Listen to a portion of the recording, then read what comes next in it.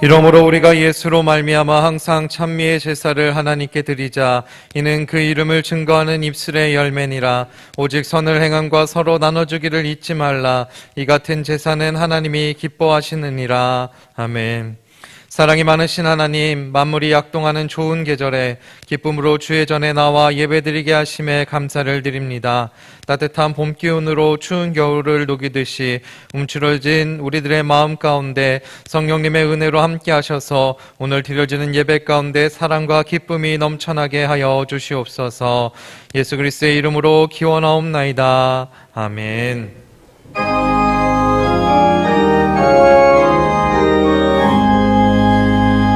만복의 근원한 하나님, 온 백성 찬송 드리고 저 천사여 찬송하세.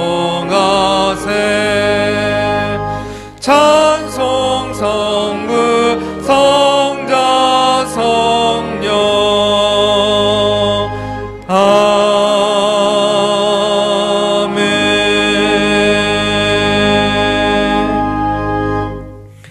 지난 한 주간의 삶을 되돌아보며 하나님과 사람 앞에 지은 죄를 회개하는 참회의 기도를 드리시겠습니다.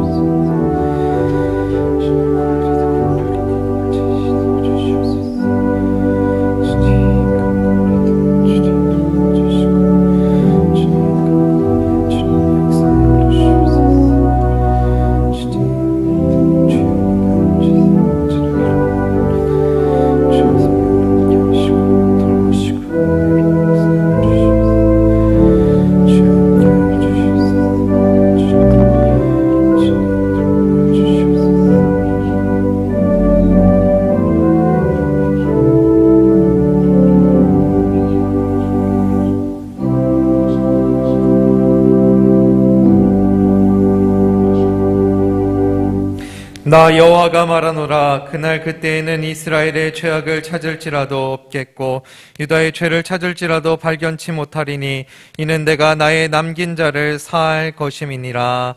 아멘. 성시교독 12번입니다.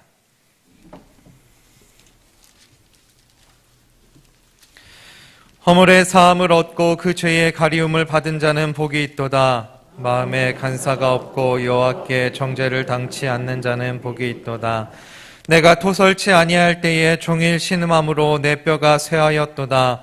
주의 손이 주야로 나를 누르시오니 내 치내기 화하여 여름 가물같이 주께 내 죄를 아뢰고 내 죄악을 숨기지 아니하였더니 곧 주께서 내 죄의 악을 사하셨나이다.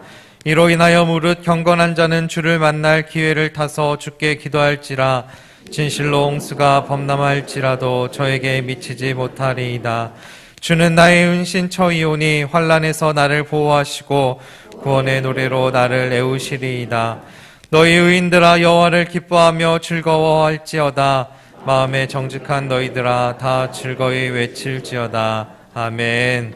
전능하사 천지를 만드신 하나님 아버지를 내가 믿사오며 그 외아들 우리 주 예수 그리스도를 믿사오니 이는 성령으로 잉태하사 동정녀 마리아에게 나시고 본디오 빌라도에게 고난을 받으사 십자가에 못 박혀 죽으시고 장사한 지 사흘 만에 죽은 자 가운데서 다시 살아나시며 하늘에 오르사 전능하신 하나님 우편에 앉아 계시다가 저리로서 산자와 죽은 자를 심판하러 오시리라.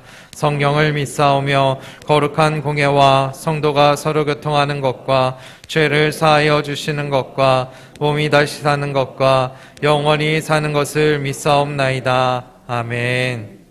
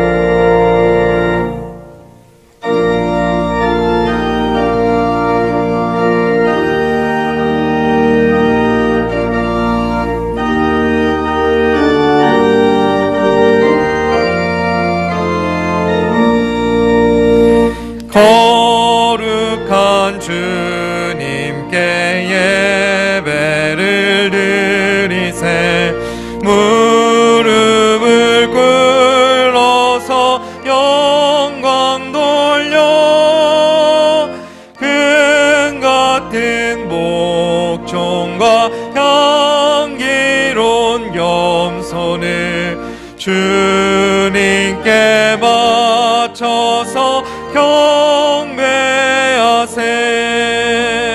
주 앞에 삼가서 겸손히 행하면 주 너를 언제나 돌보시니 말씀엔 위로와 기도의 응답을 내 갈 길 바르게 인도하네. 주 앞에 설 때에 두려워 말아라. 가난한 우리를 도우시네. 보배로운 진리와 온유한 사랑을 주님께 다 바칠 귀한 예물 떨면서 바치는 이 작은 예물도 주님은 귀하게 받으시네. 어두운 밤 지나고 새 아침 맞으니 믿음과 소망을 늘 주시네.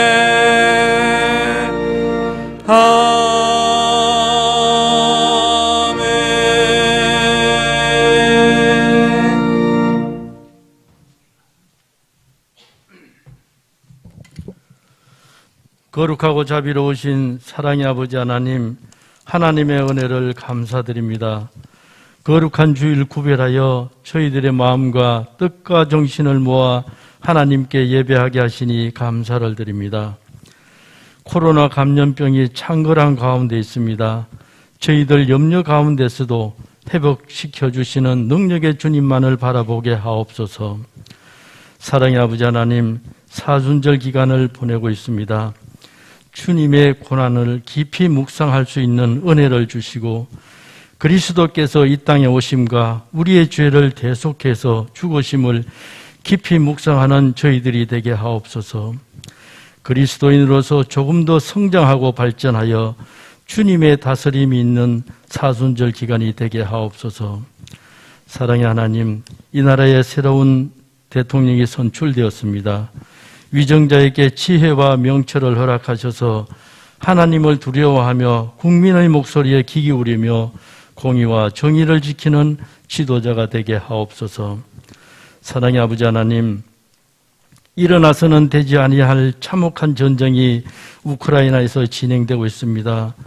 참혹한 전쟁이 멈춰질 수 있도록 주님의 은혜를 베풀어 주옵소서. 절망 가운데 있는 우크라이나 국민에게 주님의 평화와 소망을 바라보게 하옵소서. 사랑의 아버지 하나님, 주님 뜻 가운데 몸된 교회를 세워주셨으니 저희들 주님의 뜻 이어나가는 사명 잘 감당하게 하옵소서.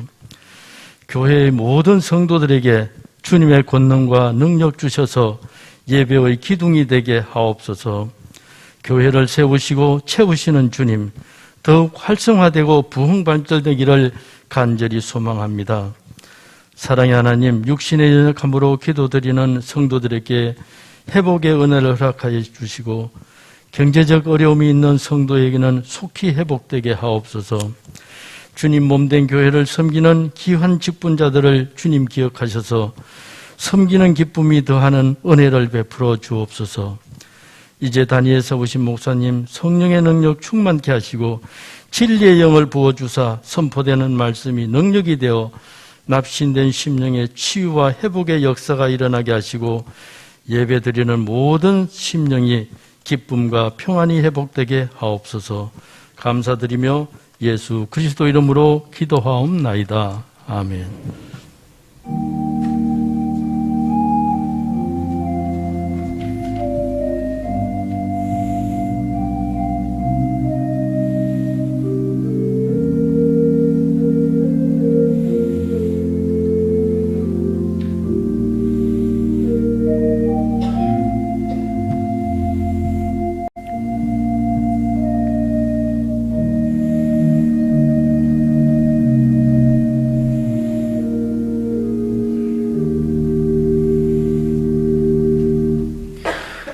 오늘 우리에게 주신 하나님의 말씀은 디도서 3장 1절과 2절의 말씀입니다.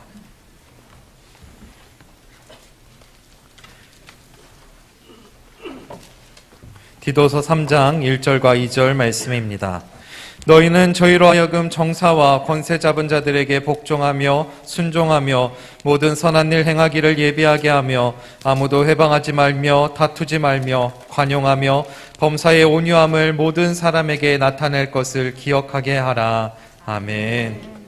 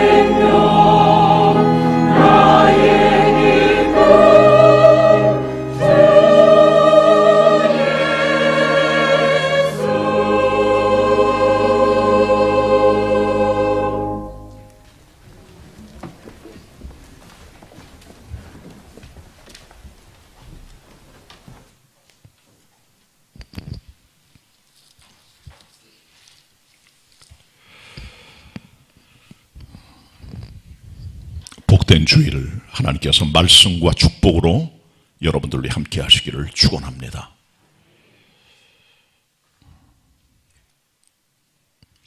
오늘은 디도서 강해를 계속하도록 하겠습니다.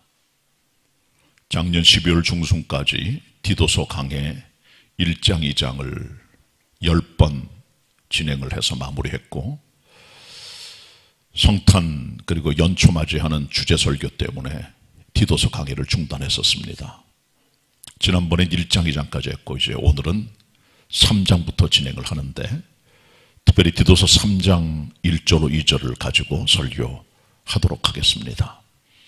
이 디도는 사도 바울이 신앙으로 낳은 영적인 아들 같은 존재인데, 그를 그레데 섬이란 큰 섬의 목회자로 세워놓고 노파심과 걱정으로 이 디도가 목회를 잘할 수 있도록 그의 사명을 다시 일깨워주고, 전도자의 사명, 그리고 바른 가르침에 대한 확인, 그리고 지도자 세우는 일, 그리고 거짓 가르침에 대한 경계하는 일, 그리고 전 교인들을 위한 가르침, 이런 것들을 바울이 하면서 그의 목회가 잘 될 수 있도록 이렇게 가르쳐주고 있는데, 디도서는 목회서신이라고 되어 있지만, 그러나 실제로는 우리 삶의 많은 분야를 다루고 있는, 그리고 교리라든가 삶의 실천을 다루는 굉장히 방대한 분량의 책이라고 말할 수가 있겠습니다. 작지만 짧지만 큰 책이다, 그렇게 말할 수가 있습니다.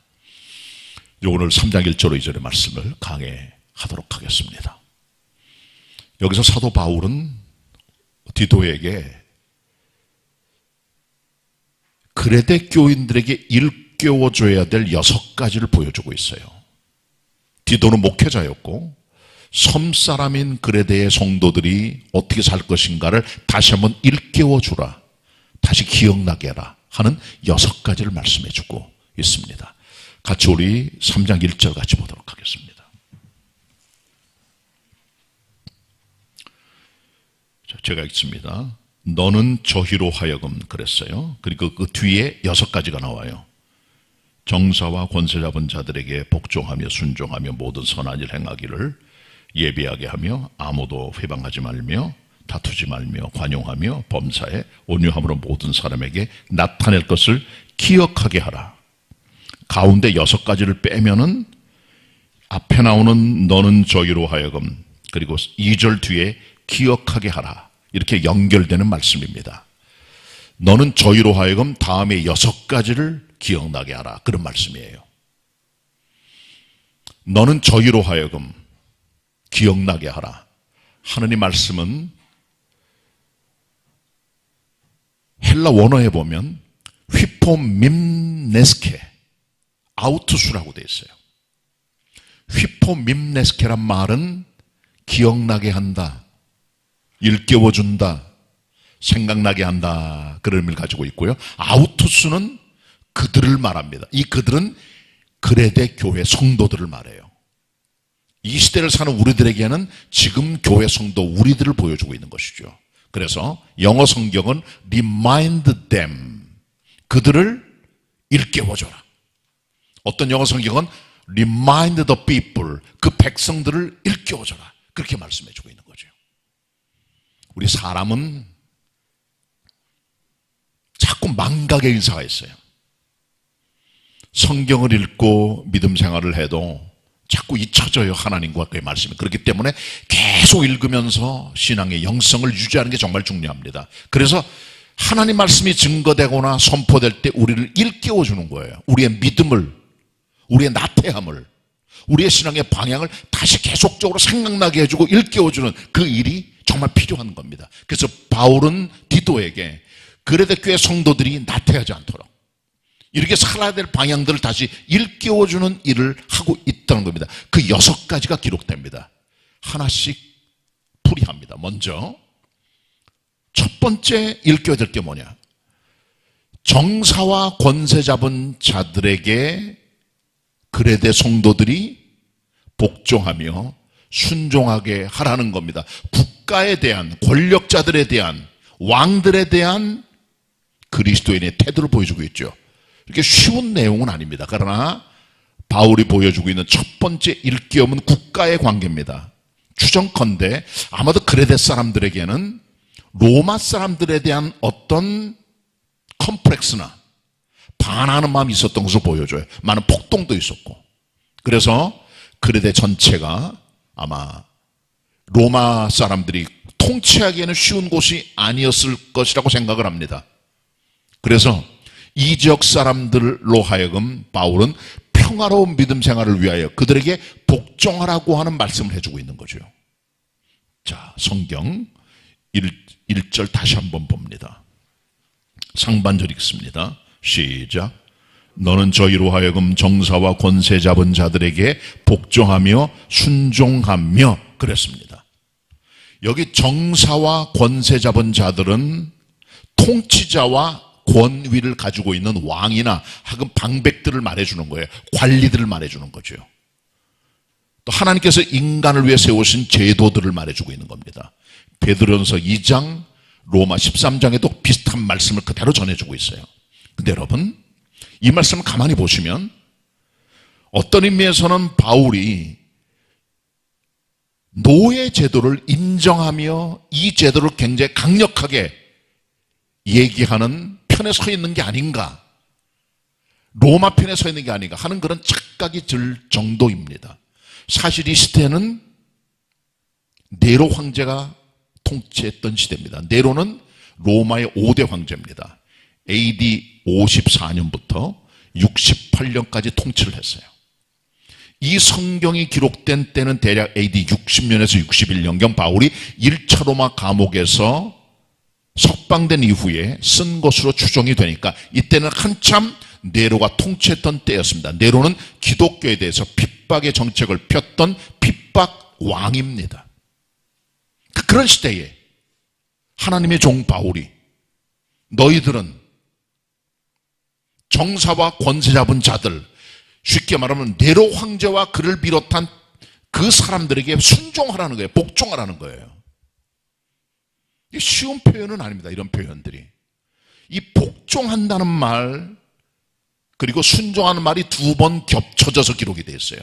정사와 권세 잡은 자들에게 복종하며 순종하며 그렇습니다. 복종한다는 말은 휘포타스에서 왔어요. 이것은 노예가 주인에게 복종하는 것에서 쓰여지는 표현입니다. 아주 강력한 노예 제도를 인정하는 것처럼 보여요. 사도 바울이. 그것도 두 차례 기록됩니다. 복종하며 순종하며 권세자들에게. 어떤 설명도 없어요. 순종하라는 거예요. 그냥. 우린 여기서 하나를 보게 됩니다. 왜 바울이 그랬을까? 이스라엘도 노예제도가 있었어요. 그리고 로마도 노예제도가 있었고 이스라엘 백성은 로마의 식민지였습니다. 그런데 너희들은 권세자에게 복종하라는 말을 할 때 바울이 노예제도를 찬성하는 상위 계급인가? 이를 통하여 무슨 로마라든가 높은 사람들에게 점수를 따려고 하는가? 라고 생각할 수도 있습니다. 그러나 그것은 아니고요. 성경의 관심은 제도가 아닙니다. 정치 이념이 아니에요. 그건 두 번째 문제입니다.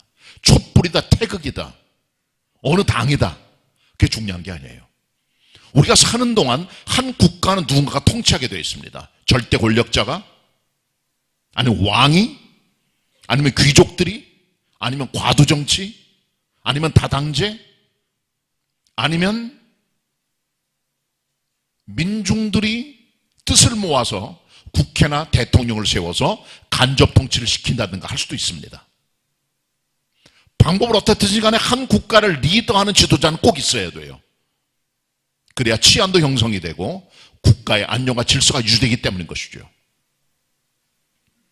바울은 노예 시대를 살아갔던 사람으로서 그는 주인들에게 순종하라고 하는 그런 말씀과 아울러 국가에 대한 순종을 강조하는 말씀을 쓰고 있는 것이죠. 이것은 바울의 관심이 제도가 아니라는 겁니다. 우리는 어떤 제도에 살아도 상관은 없어요. 왜? 역사는 바뀌고 제도는 바뀌고 정치 체제는 움직이기 때문인 것이죠.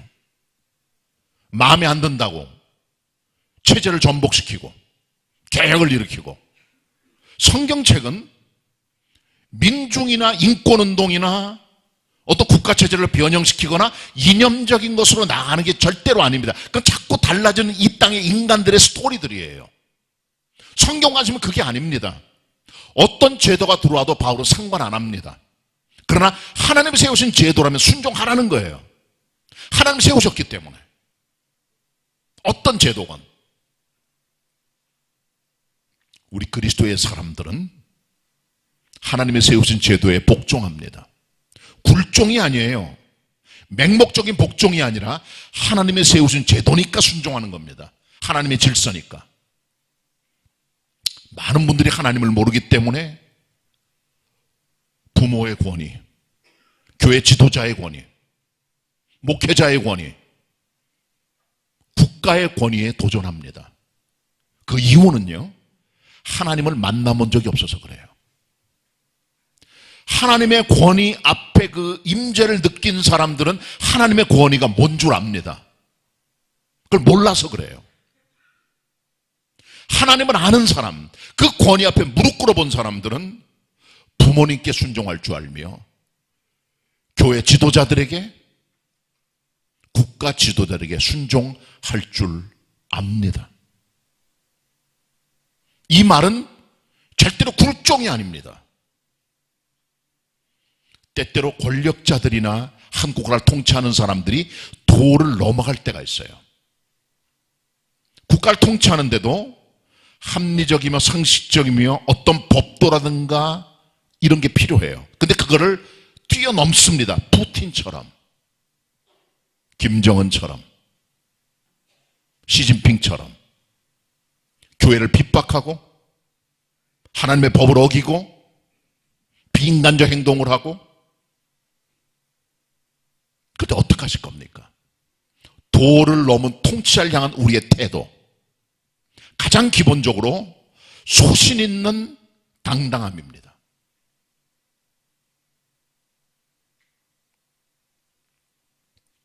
느부갓네살 왕이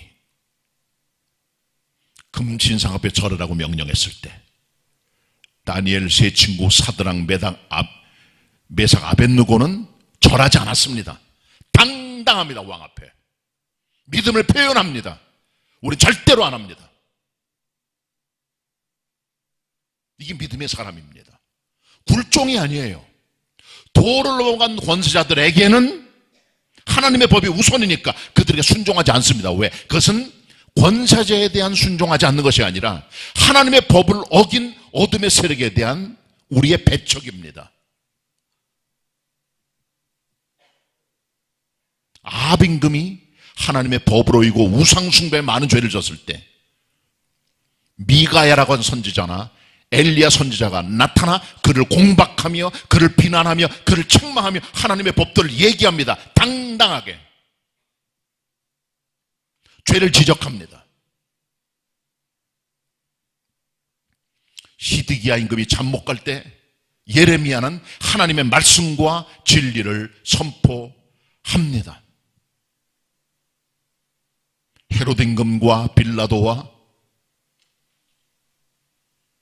대제사장들 앞에 섰던 예수님,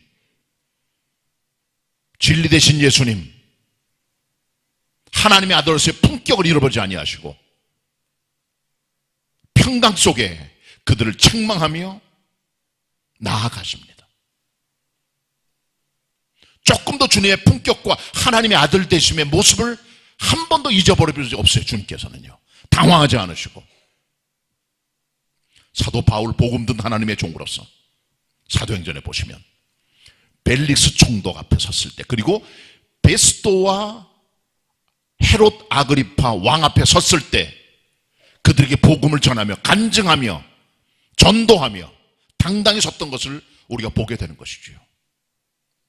도를 넘어서는 정치인들이나 왕들이나 권세자 앞에 하나님의 종들은 언제나 굴복하거나 엎드려 본 적이 없다는 사실을 알아야 됩니다.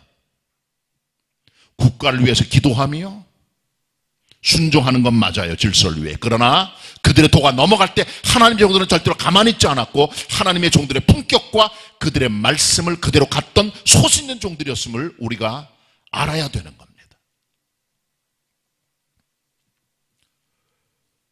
고린도 시대 이후를 속사도 시대라 그래요.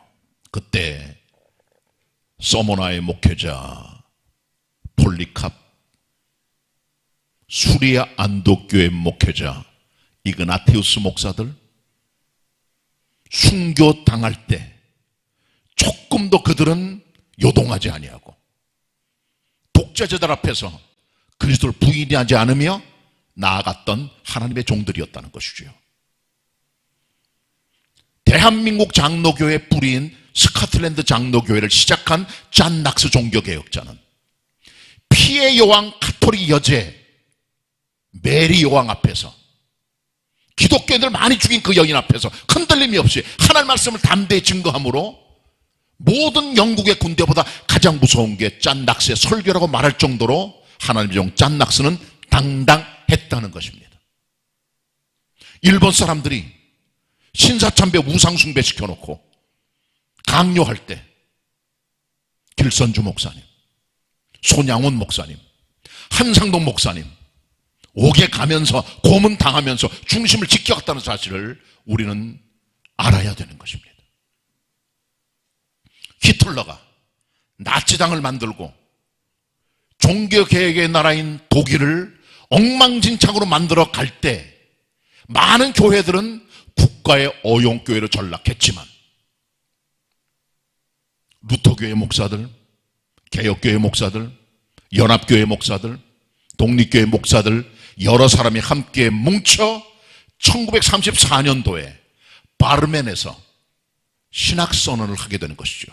그 신학선언의 내용은 2페이지 짧은 내용이고 그 내용의 기초를 칼 바르트가 잡았습니다. 그 내용의 한 부분이 이런 거예요. 교회는 정치적 이념이나 정치 신념에 의해서 형태나 행동이 달라지는 것을 우리는 배격한다. 정치에 의해서, 이념에 의해서 교회가 흔들리면 안 된다는 겁니다. 그리고 이 선언을 함으로 말미암아 그들의 신앙적인 정체성과 하나님 몸된 교회의 모습을 그대로 드러냈던 것이죠.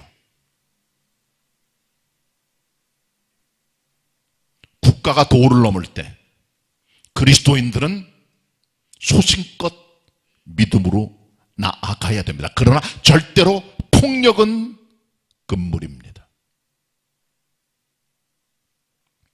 예수님 잡으려고 겟세마네 대제사장들과 장로들이 보낸 큰 무리들이 칼과 망치를 들고 왔어요. 그들 앞에서 예수님 어떻게 하셨습니까? 누가 예수냐? 나다. 주님 잡으러 왔습니다.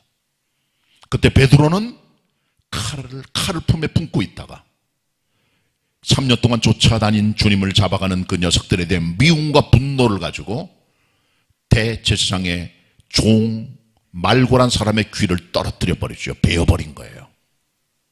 주님께서 말고의 귀를 다시 귀에 붙여주시면서 말씀하십니다. 제자들에게 내 칼을 집에 꽂아 넣으라. 칼을 치워버려라. Put your sword away. 그렇게 말씀하십니다. No more of this. 이것까지 참으라. 말씀하시죠. 그리스도의 사람들은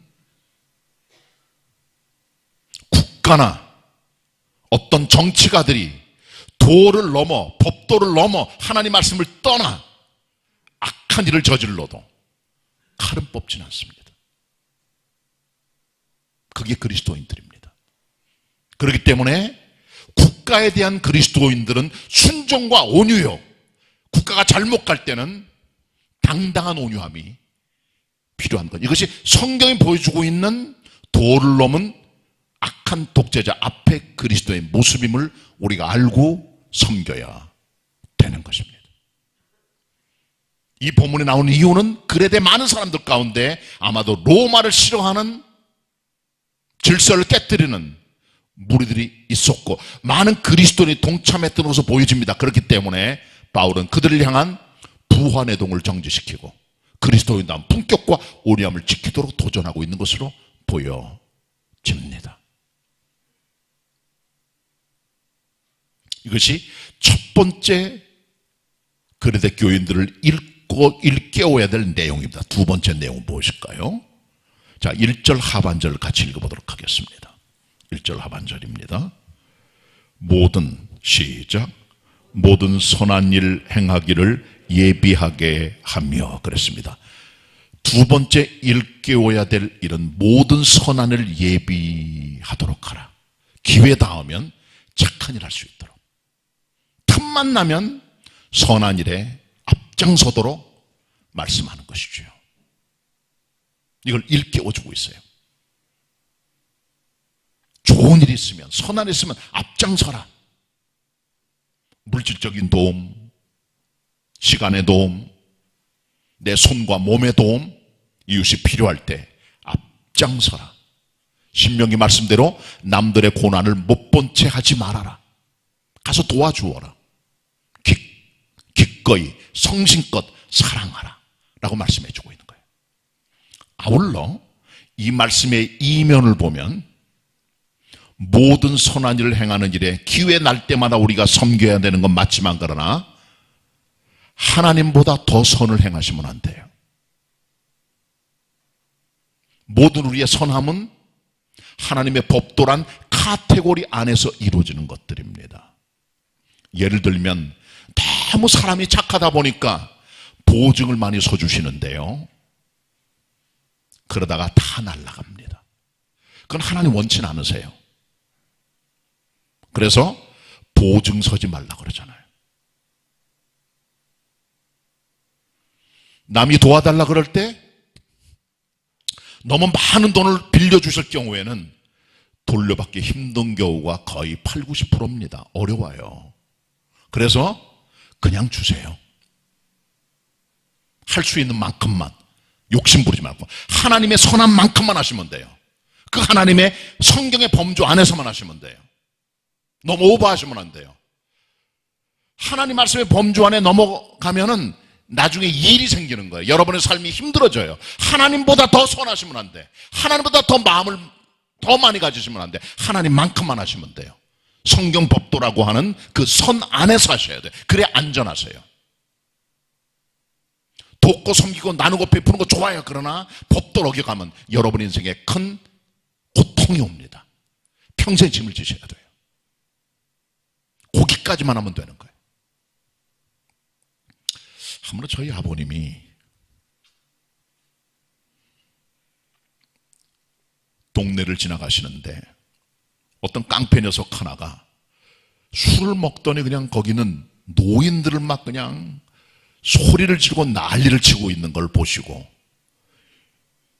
그런 것을 그냥 보고는 지나가서 저희 아버님께서 그 젊은이를 타일렀어요. 그랬더니 이 젊은 아이가 맥주병을 깨더니 저희 아버지를 쳐서 머리가 깨지고 피가 났어요. 병원 가서 꼬맸습니다. 그 친구는 구속됐어요. 바로 술 먹고 한 짓이잖아요. 경찰 만나고 검사도 만났습니다. 제가. 그리고 선처를 부탁을 했어요. 그런데 일단 흉기를 들었기 때문에 안 된다는 거예요. 제가 그 사람을 만났어요. 왜 그랬느냐고. 술김이었습니다. 기억도 안 납니다. 술이 다 책임진 거예요. 술 때문에 그래. 자기가 잘못한 게 없다는 거죠. 아, 그래요. 그래도 술 먹고 그랬으니까 선 좀 부탁했습니다. 용서해 드리죠. 그 사람 뭐라는지 아십니까? 그러면 아예 조소 꾸밀 때 제가 죄 짓지 않은 거로 써주세요. 저를 용서해 주신다면. 그렇게 말하는 거예요. 그건 아니잖아요. 그렇지 않습니까?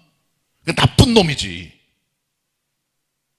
선이라는 것도 법도가 있는 겁니다. 무조건적 용서는 아니잖아요. 왜 법이 있습니까? 깨달음을 주고 알게 하려고. 지나친 호의, 법을 너무 넘어선 용서, 그건 아닙니다. 깨달을 때 용서도 있는 거예요. 그리스도의 사람들은 그렇기 때문에 모든 선한을 행하기에 예배하는 건 맞지만, 그러나 하나님의 법도 안에서 할 때 그게 바르게 되는 거예요.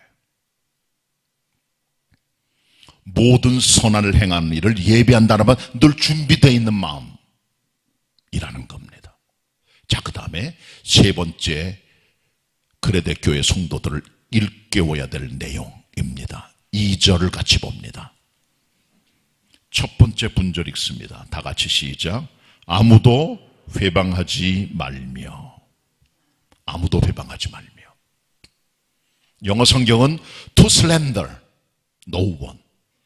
어떤 사람도 비방, 중상, 모략, 나쁨을 하지 말라, 그런 얘기입니다.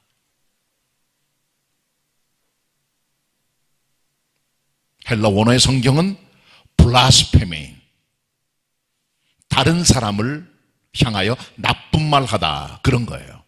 남을 비방하고 남을 공격하고 남을 힘들게 만들고 그런 짓들 하지 말라는 거예요.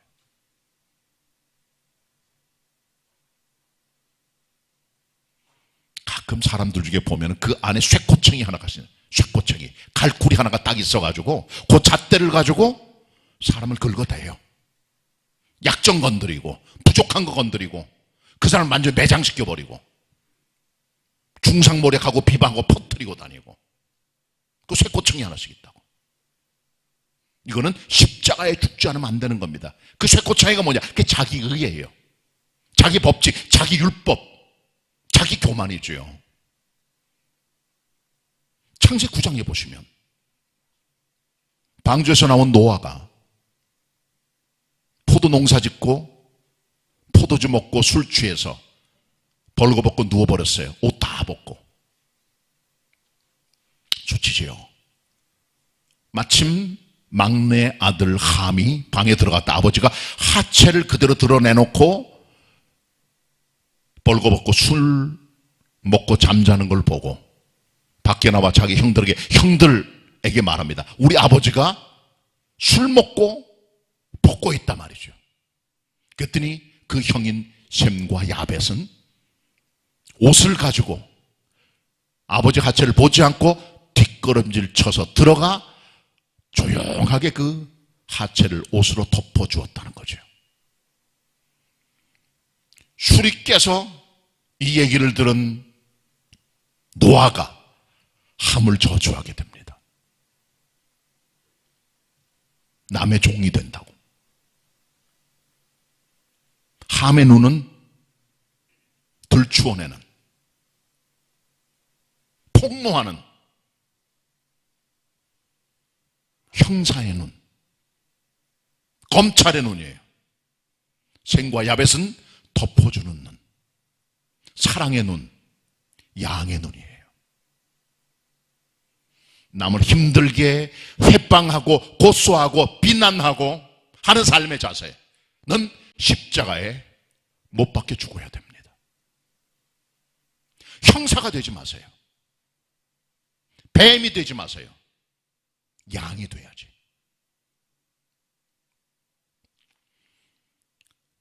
(2006년부터) 지금까지 고소를 세계에서 제일 많이 한 사람이 있습니다. 조나단 리치스라는 사람이에요. 4,000건 정도를 했대요. 4,000건. 이 사람한테 잘못 보면 큰일 납니다. 이 사람은 다니면서 고소할 거리부터 찾아요. 조지 부시 대통령도 이 사람한테 고소를 여러 차례 당했어요. 공갈, 협박, 동물 학대죄 등등등 해가지고. 레이디 가가라고 하는 미국의 음악가도 이 사람한테 고소를 당했어요. 레이디 가가가 자기한테 약물을 먹여서 성폭행하려고 했다고. 이명박 대통령도 이 사람한테 당했습니다. 이 사람 이름이 조나단 리치스예요. 리는 가운데 미들네임이거든요. 이명박의 리랑 똑같아요. 네가 내 이름 본땄지? 고소했어요. 이명박 대통령도. 허리케인이 막 몰려와요. 미국에. 얼마나 무섭습니까? 그 태풍이요. 허리케인을 고소했다고. 법원에다가. 미국 사람들에게 파괴와 고통을 주었다. 너 고소당해봐라. 라고 하고 허리케인을 고소했다고요. 하도 고소를 많이 해서 4,000건 이상을. 기네스북에 이 사람의 이름을 등재해서 세계 최고의 고소왕. 그랬더니 이 사람이 기네스북도 고소를 했어요.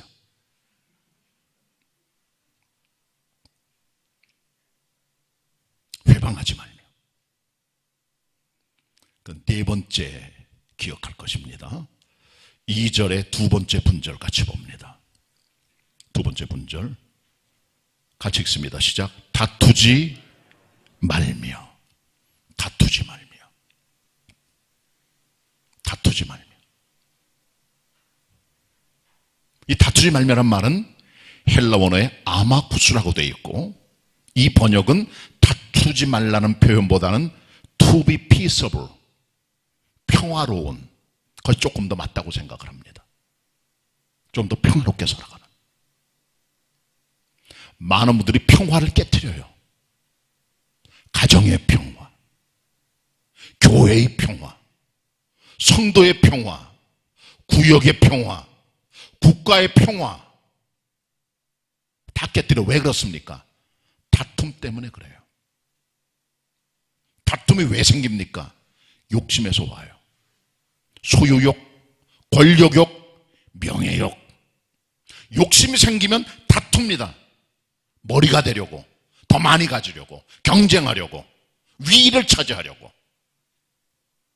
평화가 없어요. 그런 사람. 평생 경쟁사회 속에 평강이 없습니다. 감사와 자족을 모르는 사람들이에요. 창세기 13장에 보시면 아브라함이 하나님의 복을 받아 은궁과 소와 양떼 육축이 때를 이뤘어요. 큰 부자가 된 하나님의 축복으로. 그리고 그를 따라서 가나안 땅에 들어간 롯도 큰 부자가 됐는데, 같은 가나안 땅의 땅덩어리에서 소와 양떼를 함께 목축하다 보니까 소유권 분쟁 때문에 아브라함과 롯의 목자들이 다툽니다. 소유욕 때문에 다투는 거예요. 결국 이것 때문에 둘이 갈라서게 되죠. 소유욕이 생기면 다툼이 생겨요. 마가 10장 35절로 45절. 예수님 앞에 하루는 야고보 요한이 오더니 주님 나라 임할 때 우리 중에 한 사람은 주님 우편에 한 사람은 주님 좌편에 앉게 하옵소서. 권력에 대한 욕망이죠. 주님께서 섬기는 자가 돼야 된다 라고 그들을 훈계하시는 기록이 나오죠. 권력을 잡고자 하면, 첫째가 되고자 하면 늘 경쟁자가 생겨요. 힘들어져. 평화 깨지고 다투게 되는 거죠. 빌립보 4장 2절을 보셔도 빌립보 교회 안에 유오디아와 순두계란 두 자매가 있는데, 여전도의 회장, 부회장쯤 되는 사람들 둘이 한 마음이 안 돼. 그래서 바울이 말합니다. 너희들은 같은 마음을 품어라. 유오디아와 순두계야. 욕심, 욕망 때문에 다툼이 생기게 되고 평화가 깨지는 겁니다. 그래서 바울이 디도에게 주는 네 번째 기억해야 될 메시지는 다투지 말라는 겁니다. 그 다음에 다섯 번째는 2절의 세 번째 분절입니다. 같이 읽겠습니다. 시작. 관용하며. 따라합니다. 관용하며. 관용이란 말은 영어 성경은 to be considerate, to be gentle 이라고 되어 있어요. 친절한, 온유한, 배려하는, 사려 깊은 그런 마음이죠. 그리데 섬 사람의 특성이 이거랑 정반대였겠죠. 그러니까 이 말하고 있는 거예요, 바울이. 그레스 사람이 갖고 있는 악습과 그들이 가지고 있는 나쁜 것들에 대해서 바울이 일깨워 주어서 바로 살도록 하는 명령이 이 본문에 나오는 메시지인 것입니다. 관용해라. 쫀쫀하게 살지 말고, 속곱장난하지 말고, 우주적인 마음으로 살라는 거죠. 수용하고 받아들이는. 이 같은 관용의 대명사는 성경에 나오는 바나바입니다. 바나바는 그 이름이 권위자입니다. 권면하고 위로하는 사람, 컴포르터예요. 구브로 섬사람입니다. 그럼 마음이 넓었어요. 섬사람인데. 레위 족속입니다. 은혜 받았습니다. 자기 밭을 다 팔아 가난한 사람 나눠주라고 사도들의 발 앞에 둔 사람이에요. 창세기 4장. 바울이 처음 회심했을 때 기독교를 비판하는 사람으로 초대교회 성도들이 그를 두려워하고 그를 멀리했어요. 그때 그를 소개해 예루살렘 공동체에 들어가도록 만든 사람이 바나바예요. 바나바 없이는 바울이 없었을 겁니다. 바나바가 안디옥교에서 목회할 때 집에서 놀고 있던 사도 바울을 다소에서 불러서 함께 안디옥교에 동역하여 교회를 크게 부흥시킨 일도 있지요. 사도행전 11장 말씀. 그리고 1차 여행 때 마가 요한이 도망갔을 때 2차 여행 갈 때는 바울이 그를 데려가지 말자 했지만 바나바는 그를 데려가자면 둘이 크게 다투게 되죠. 바울은 강직한 사람, 바나바는 관용의 사람. 두 사람의 성향이 엇갈리게 되죠. 관용과 용서와 배려와 사랑의 사람이 바로 바나바입니다. 자, 마지막 여섯 번째 우리 기억해야 될 내용이 여기 기록이 됩니다. 자, 2절 마지막 분절입니다. 같이 읽습니다. 시작. 범사의 온유함을 모든 사람에게 나타낼 것을 기억하게 하라. 범사의 온유함을 모든 사람에게. 이 온유함이란 말은 플라오테테란 말이에요. 플라오테테. 이 말의 의미는 온유함으로 여기 되어 있죠. 어떤 영어 성경 번역은 humility, 겸손이라고 그랬어요. meekness, 부드러움. 그렇게 번역됐습니다. 근데 사람 안에는요, 가장된 온유도 있어요.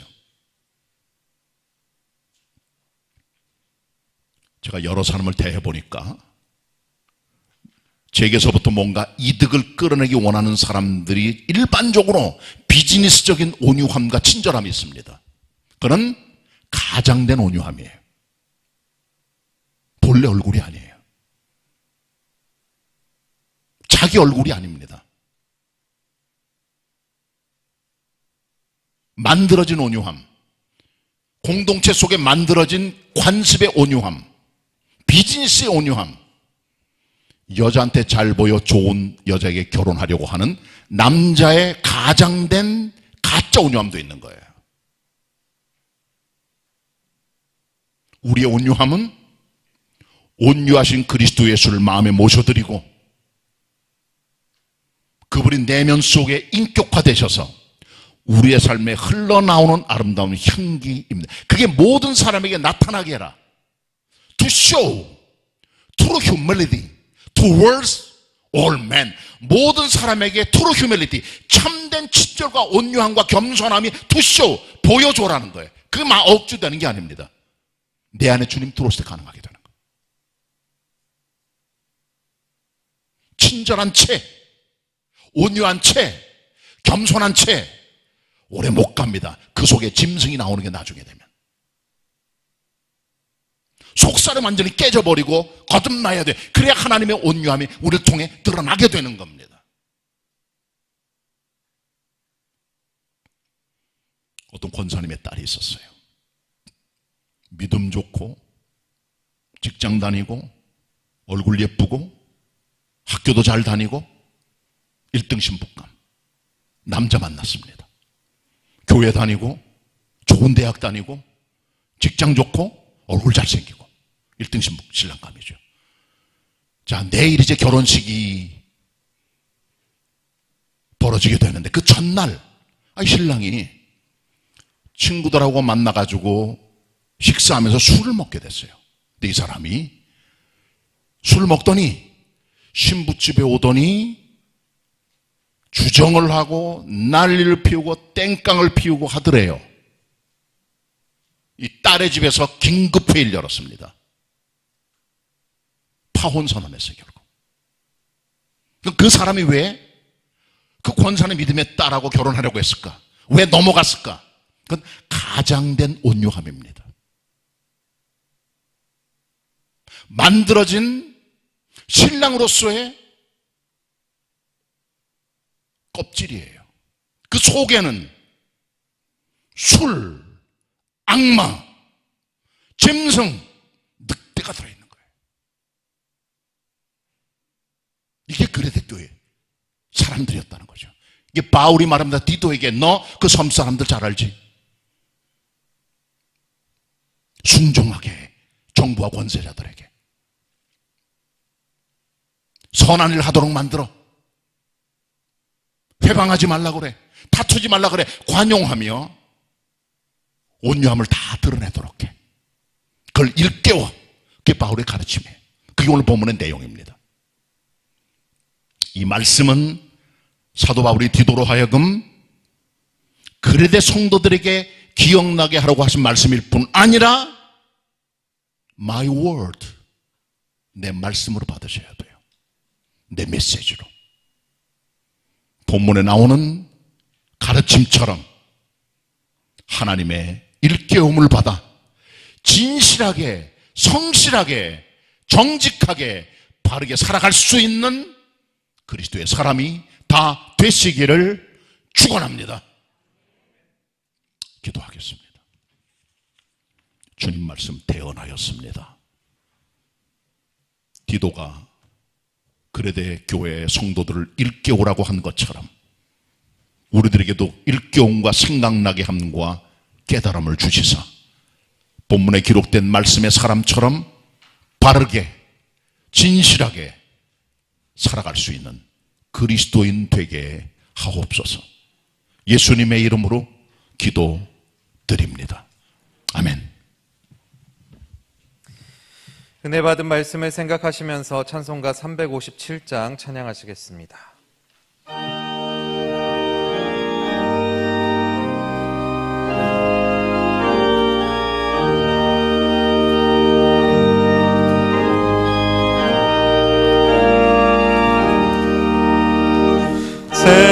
세상에 헛된 신을 버리고 하나님 이를 높여 기리세. 온 천하 백성 모두 나와서 다 같이 하나님만 섬기세. 세상에 헛된 우상 버리고 인간의 말든 부귀 영화와 거짓과 불의 모두 버리고 온전히 하나님만 섬기세. 주님의 백성 서로 헤아려 시기와 미움 아주 버리고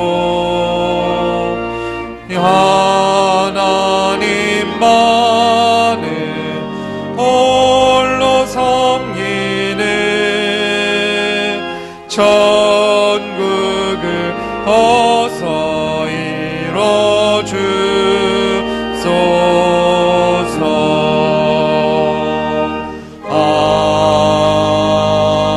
아멘. 믿음과 정성으로 준비한 예물을 하나님께 드리시겠습니다.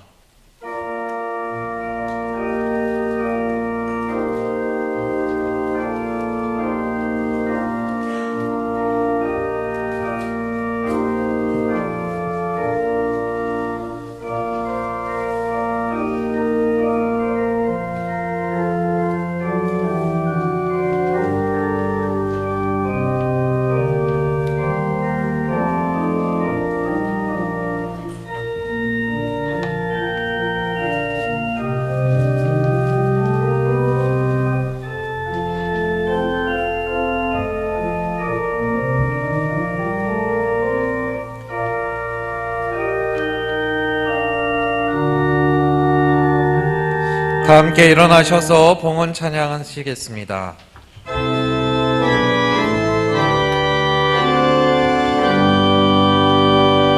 모든 것이 주께로부터 왔으니 이 예물을 주께 바치나이다.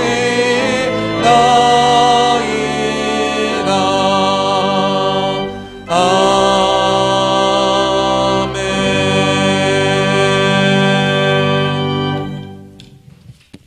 은혜로우신 하나님, 11조를 하늘 창고에 저장합니다. 주일 헌금을, 감사 예물을 하늘 창고에 저장합니다. 해외 성역 예물과 건축 예물, 모든 예물을 주님의 창고에 저장합니다.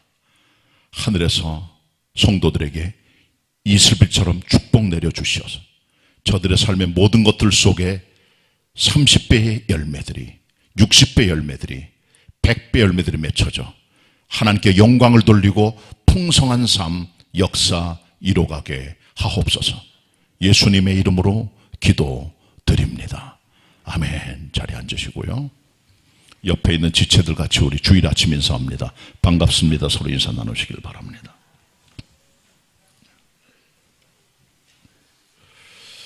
우리 교인들 중에도 코로나19 오미크론 확진자들이 많이 생겨서 이제 자가격리 중도 많이 계시는 것 같습니다. 확진자들 보고를 계속 받고 있고 위해서 기도하고 있습니다. 연세 드신 분들은 아무래도 좀 부담스럽기 때문에 늘 조심하시고 기도하셔야 될 것 같고요. 지금 현재 거리두기는 제한 인원 8명까지만 확대가 됐고 6명에서부터 나머지 똑같습니다. 교회 예배도 마찬가지입니다. 예배당 총 수용 인원의 70%까지 가능하니까 주일 낮 예배, 3일 예배, 평소대로 오셔서 편안하게 예배 드리시면 교회 학교 다 마찬가지입니다. 그렇게 진행하도록 하겠습니다. 교회 요람이 나왔습니다. 좀 늦긴 했지만은 여러분 가져가셔서 한 세대 하나씩 가져가시면 됩니다. 한 집에 어머니하고 아들 4세대가 둘이 나눠 살 수 있으면 2개 가져가시면 되고요. 근데 부부가 좋으신 분들은 부인이 가져가세요. 2개 가질 필요 없어요.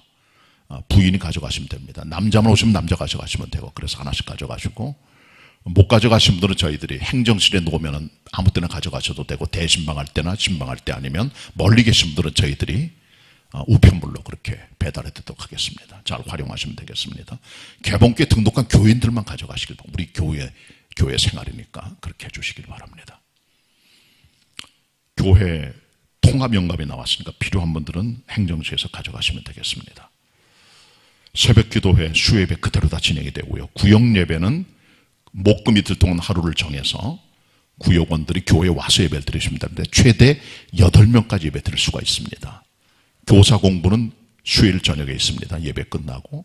그리고 구역예배 못 들으신 분들은 개인적으로 들을 수 있도록 금요일 아침 10시 반에 유튜브에 업로드 하니까 그거 보시고 예배 드리시고, 구역장께서는 이렇게 개인 예배 드린 분들의 숫자를 헤아려서 교회에다 보고하면 그것으로 구역 예배 보고를 대신 하도록 합니다. 대신방 계속되고 있습니다. 최대한 조심스럽게 하고 있습니다. 신방대원은 1교구소의 사람, 2교구소의 사람, 교육자들만 갑니다. 그렇게 가고요. 현관에 문만 열어놓고 거리는 1m 정도 떼서 그렇게 진행을 합니다. 아주 간략하게 진행이 되고요. 찬송은 안 부르고 가사만 읽습니다. 말씀은 카드를 드리면서 아주 짤막하게 진행을 해서 여러분의 얼굴을 보고 그 다음에 살피고 그렇게 축복하는 시간을 가지려고 하니까 문들을 잘 열어주시고 신방 받을 때 아멘 하는 마음으로 축복의 시간이 되시기를 바랍니다. 학습셀에 입교서실 분들은 다음 주일부터 1차 교육 들어가니까 3회배 끝나고 2번 교육 받으셔야 됩니다. 미리 신청하셔야 되겠습니다. 중고, 청년, 장년들, 교구 속한 분들 기억하시길 바랍니다. 다가오는 교회 행사 주보를 참고하시면 되겠고요. 그 다음에 교회 최진덕 권사님의 아버님, 영등포교회 우리 은퇴하신 안수 입사님이신데 세상을 떠나셨습니다. 90세로. 근데 지금 여러 가지 그 장례 화장 같은 게 밀려가지고 빈소 마련을 못 하셨어요. 그래서 목요일 돌아가셔서 내일 모레 출상인데 그냥 가족들만 그렇게 진행하는 것 같습니다. 빈소도 없습니다. 그러니까 개별적으로 서로 위문해 주시고 위로해 주시기를 바라고 기도해 주시 바랍니다. 이선영 권사님 호주에 아드님 만나러 방문 자, 출국하셨고요. 이사하신 가정이 있습니다. 다른 교회에서 지금 주보를 잘 보시고 여러분 참고하시면 되겠고요. 코로나19 확진자가 좀 더 늘어나기 때문에 늘 서로 조심하시는 게 좋겠다. 그렇게 생각을 합니다. 같이 우리 금주 찬양 부르도록 하겠습니다. 예수 결박 부셨도다. 1절 같이 부르겠습니다.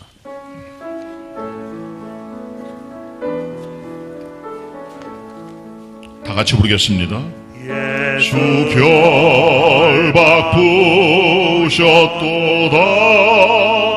모든 결박 부셨도다. 나의 결박 부셨도다. 나는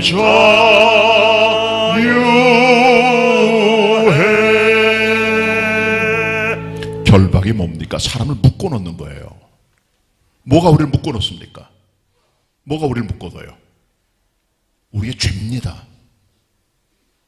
우리의 두려움입니다. 우리의 사망입니다. 이게 우리를 묶어서 꼼짝 못하게 해요.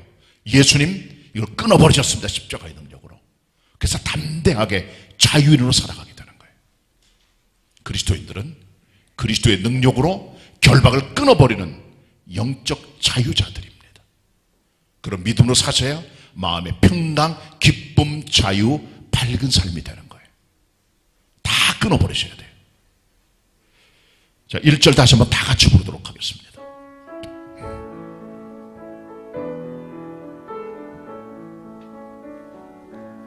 예수 결박 부셨도다. 모든 결박 부셨도다. 나의 결박 부셨도다. 나는 자유해. 4절입니다. 찬양하리 영원토록. 찬양하리 영원토록. 찬양하리 영원토록. 찬양하리 영원토록. 나는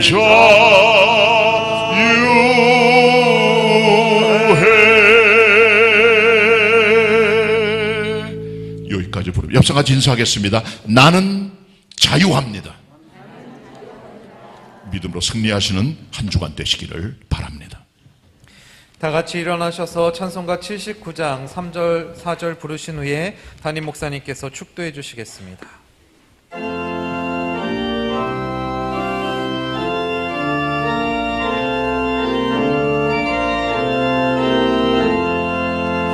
만유 주 여호와 우리를 도우니 피난처요.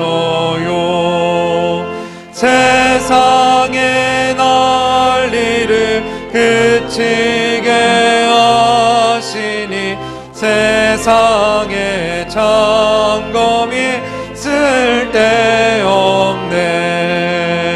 높으신 여호와 우리를 구하니 할렐루야.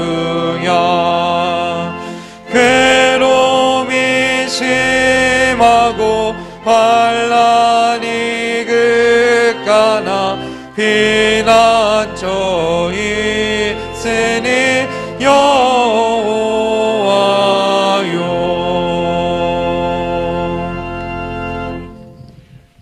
우리는 지금은 우리를 죄와 두려움과 사망의 결박에서 모든 걸 끊어버리시고 자유 주시는 우리 주님 예수 그리스도의 은혜와 성부 하나님 아버지의 측량 못할 사랑하심과 성령님의 우리와 함께 하시고 교통하시고 우리 가운데 역사하심이 하나님의 손에 나와서 아니면 삶의 자리에서 예배하는 성도들을 위해 교회학교 학생들을 위해 흩어진 개봉 가족들을 위해 이제로 영원히 함께 하시옵기를 간절히 축원하옵나이다.